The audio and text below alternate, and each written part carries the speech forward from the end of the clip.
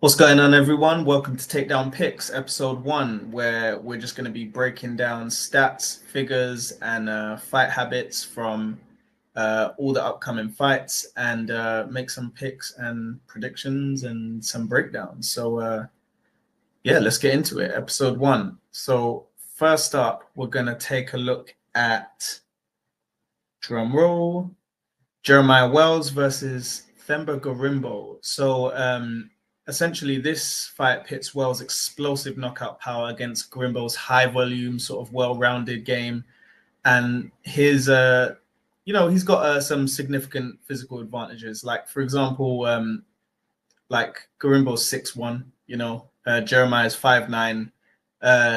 Gorimbo's got like a higher striking accuracy, higher takedown accuracy. However, we know that Jeremiah Wells is the wrestler. They both got a sort of even takedown defense. The finishes are looking pretty even. So we got them but 6 submission wins with Jeremiah at 5 KO TKO wins. So, they're both equally as dangerous of finishing the fight in this case. So let's look at some sort of key victories for each fighter. If you look at Jeremiah Wells, I mean, like he can land an early bomb, let's say, use that sort of explosive burst or sort of that short range power. We saw it against we saw some of that, like sort of pressurized fighting against Lucas Dumas. Is it Lucas Dumas or Dumas? So he could really there capitalize on, the vulnerability of Gorimbo's sort of striking defense there. Because we like, when you watch Gorimbo fight, he's a good MMA striker, but, there are some holes as any other MMA striker has. So, that's always going to be exploited, especially when a wrestler is, threatening level changes. You don't sort of know which path to take there. So that's a likely outcome. Or, the second one is like he could threaten a, submission. If he's taken down immediately, he could look for offensive submissions from the bottom or force Gorimbo to defend. So creating scrambles could stand him up. I reckon if Jeremiah Wells is the better wrestler, he's probably better off staying down there. However, there's paths to victory for Gorimbo as well. So, like, for example, controlling the distance and the volume, his 4-inch reach advantage and his 4-inch height advantage and his 3-inch reach advantage, he could really be out jabbing and out pointing. That's like sort of a sure way to gain a good point advantage for anyone, so you should definitely use that. Implement high volume wrestling. So his consistently, he should be consistently pursuing takedowns, if he, because of his longer limbs, he's probably gonna have a better advantage of sort of tying the shorter fighters up and things like that. So he could be maintaining his pace as well. So ultimate pressure is the name of the game here, especially with the physical attributes in mind. So in that sense, I'm gonna go for my official pick for this fight would be Gorimbo. So I'm gonna go Gorimbo unanimous decision. So he is more efficient in all statistical areas, like particularly the striking and the wrestling accuracy, things like that. So his ability to blend strikes and takedowns combined with like sort of a better gas tank. So that should allow him, in my mind, to win at least rounds 2 and 3, like if he does take it into the later rounds. So, I mean, 3 rounds obviously is not a lot for anyone. Like, in terms of like an MMA or a UFC fighter, they all fight 3 rounds. But I do think Gorimbo will be able to outlast Jeremiah in that sense. So I'm going for Themba Gorimbo by unanimous decision. Next up, we have Waldo Cortes Acosta, Salsa Boy, versus Ante Delija. So this is a heavyweight clash, so a classic striker versus grappler matchup. at heavyweight. So Delija is dangerous on the feet as well as Costa is. So these are two very gung ho boxers. Size wise, we are like sort of matched up evenly. Waldo Costa at 6'4", when Ante Delija at 6'3". So the stats for both of them, like I would say, Ante Delija has the higher striking volume. He does, but he also has the better defense. He absorbs less strikes per minute, according to this. So you are sort of in that striking sense, maybe leaning towards Ante Delija, although he has been in the UFC for a bit longer, I think. So maybe the stats don't quite match up there.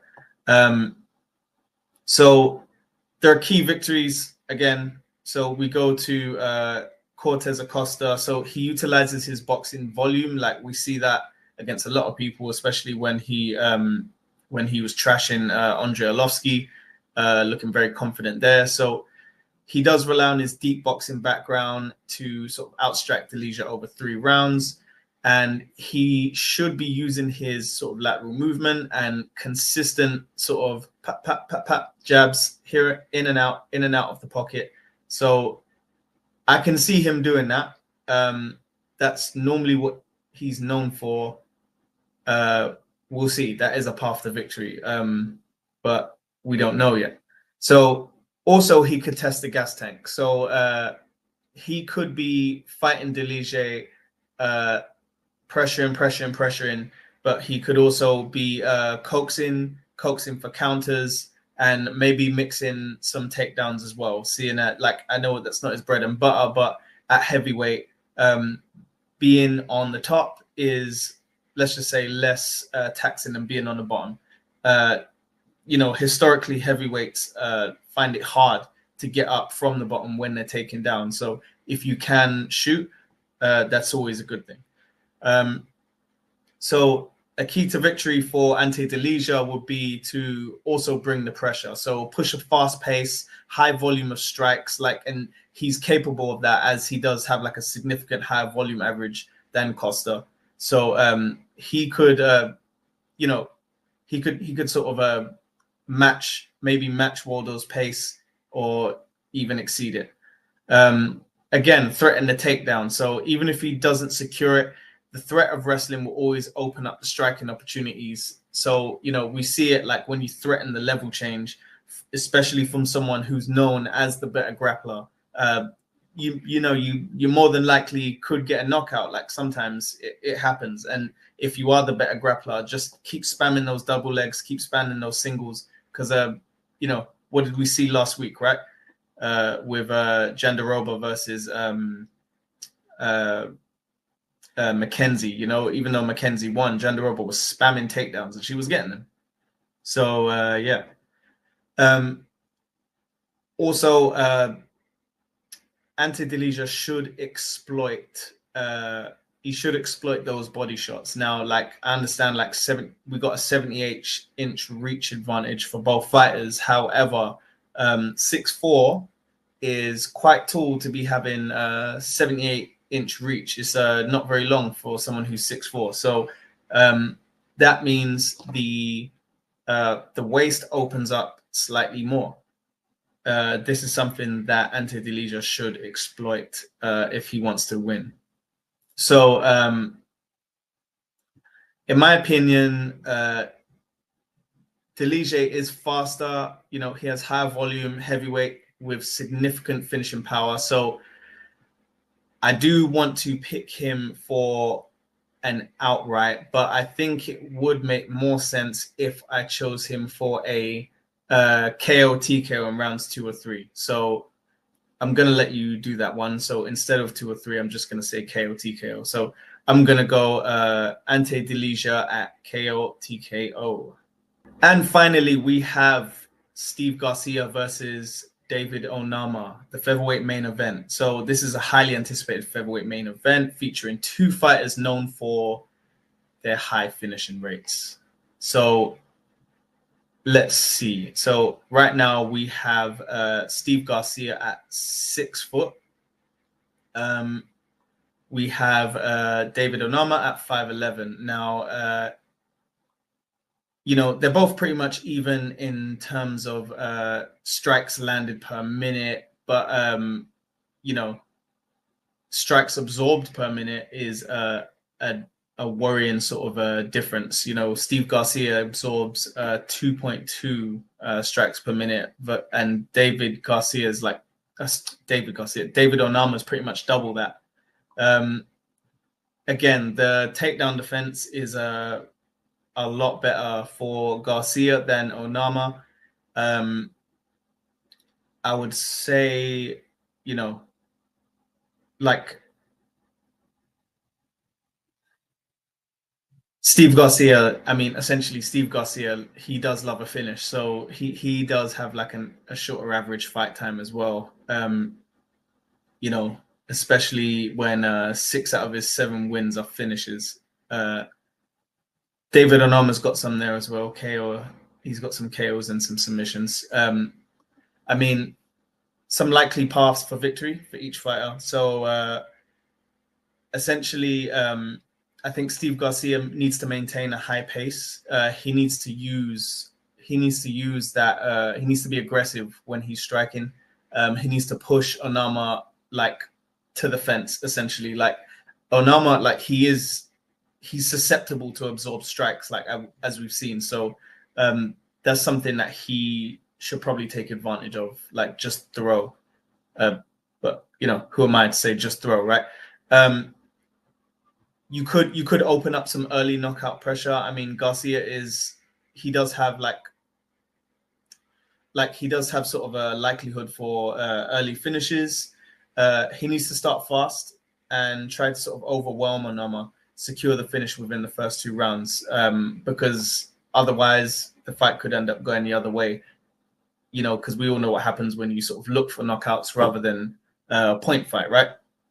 So and for David Onama, I think he needs to utilize his volume and durability. So Onama must rely on his chin, essentially, to push the pace through Garcia's early power. Essentially, just sort of try and tire him out, stay in the pocket, keep applying pressure, and mixing some grappling in there, right? So Garcia's takedown defense is elite, but Onama also has a higher takedown average. So when he threatens those takedowns, if he could just spam, you know, do an Nurmagomedov, he should be able to sort of hunt for that submission, essentially. So in regards to that, I think Garcia has a powerful chance of winning. You know, he can start, if he starts hard, and you know, he has a high finishing rate as well. Onama is known to absorb strikes, and Garcia does have like kind of an elite striking defense, like when you compare it like comparatively. So sort of the risk of taking any return fire from Garcia is going to be devastating for Onama. So this looks like sort of a good stylistic matchup in Garcia's favor. So officially, I'm going to pick Steve Garcia to beat David Onama. And thank you very much, guys. That was my picks for the upcoming fight night in Las Vegas. So thank you for watching. Like and subscribe and hit the notification bell so you can check out when the next picks are going to come out. And see you next week. Peace.